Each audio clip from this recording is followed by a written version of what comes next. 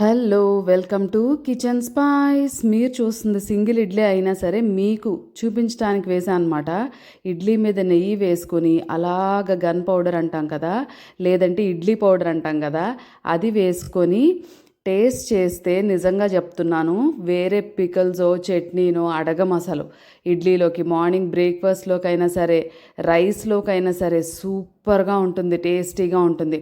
అన్నంలో అయితే తప్పకుండా ఎంత పౌడర్ వేసుకుంటారో అంత నెయ్యి వేసుకోండి. సో ఇక్కడ నాకు ఒక డౌట్, ఎందుకు దీన్ని గన్ పౌడర్ అనేసి అన్నారు? నాకైతే నిజంగా తెలియదు.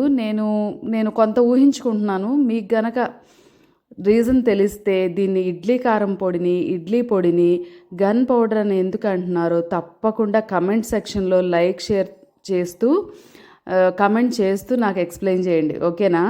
సో చాలా తొందరగా ఈజీగా ప్రిపేర్ చేసుకునే కారం పొడిలో ఇదొకటి అనమాట, ఇడ్లీ కారం పొడి. దీనికోసం కడాయి వేడి చేసుకొని దాంట్లో పచ్చి శనగపప్పు, దాంతోపాటు అదే క్వాంటిటీలో వేయించిన శనగపప్పు, జీలకర్ర, కొంచెం మెంతులు, ఇవి వేగుతున్నప్పుడే ఒక 4 ఎండుమిరపకాయలు వేసుకున్నాను. కారాన్ని బట్టి ఎండుమిరపకాయలు వేసుకోండి, ఓకేనా? దాంట్లోనే కొంచెం పెసరపప్పు వేసుకొని శుభ్రంగా వేపేసుకున్నాను అనమాట. ఇంతే ప్రాసెస్ అని చెప్తే మీరు నమ్మరు, ఇంతే ప్రాసెస్, ఓకేనా? ఇవి ఎలా వేగుతాయి, ఎంత అరోమాటిక్గా తయారవుతాయి అనే దాని మీదే దీని టేస్ట్ అంతా డిపెండ్ అయి ఉంటుంది. కాబట్టి సిమ్లో పెట్టుకొని చక్కగా కదుపుతూ వేయించుకోండి.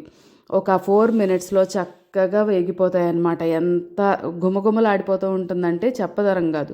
సో దాంట్లోనే వెల్లుల్లిపాయలతో పాటు కొంచెం నువ్వులు వేసుకున్నాను. ఇవి ప్యూర్లీ ఆప్షనల్.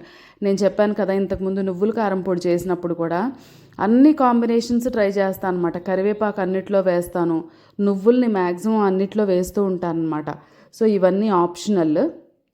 సో ఇవి మిక్సీ జార్లో వేసుకొని దాంట్లోనే ఉప్పు వేసుకొని మెత్తగా మిక్సీ పట్టేసేసుకుంటే చాలా చక్కగా టేస్టీగా గుమగుమలాడిపోయే ఇడ్లీ కారం పొడి, లేదంటే నేను మిమ్మల్ని క్వశ్చన్ అడిగాను కదా గన్ పౌడర్ అని ఎందుకు అంటారు, అది రెడీ అయిపోతుంది. దీన్ని తినే ప్యాటర్న్ ఏంటో తెలుసా? మీరు ఎంత పౌడర్ వేసుకుంటారో అంత నెయ్యి వేసుకొని కమ్మగా వేడి వేడి అన్నంలో అలా వేసుకొని కలుపుకొని తింటూ ఉండండి. కుదిరితే ఆమ్లెట్ వేసుకోండి, లేకపోతే అది కూడా అక్కర్లేదు.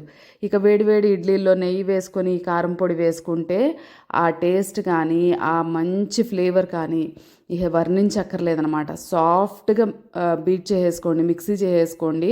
కొంతమంది ఏంటంటే గరుగ్గా ఉండడానికి ఇష్టపడతారు కదా, నువ్వుల కారం పొడిని నేను అలా చేసుకున్నాను అనమాట. ఆల్రెడీ మన ఛానల్లో ఇది అప్లోడ్ చేసి ఉంచాను, ఒకసారి అది కూడా చెక్ చేసేయండి. ఇలాంటి మంచి మంచి రెసిపీస్, సింపుల్ రెసిపీస్ కోసం తప్పకుండా please keep watching kitchen spice. And ఇప్పటి వరకు ఎవరైనా సబ్స్క్రైబ్ చేసుకోలేదంటే మన వీడియోస్ని చెక్ చేయండి. మన వంట వీడియోస్ కానీ మన చాలా వీడియోస్ ఉన్నాయి, ట్రావెల్ బ్లాగ్స్ కూడా యాడ్ చేసి ఉన్నాను. అవన్నీ మీకు ఖచ్చితంగా నచ్చి తీరుతాయి. నచ్చితే కనుక తప్పకుండా అందరితో షేర్ చేసుకుంటూ మన ఛానల్ని like, share and please do subscribe.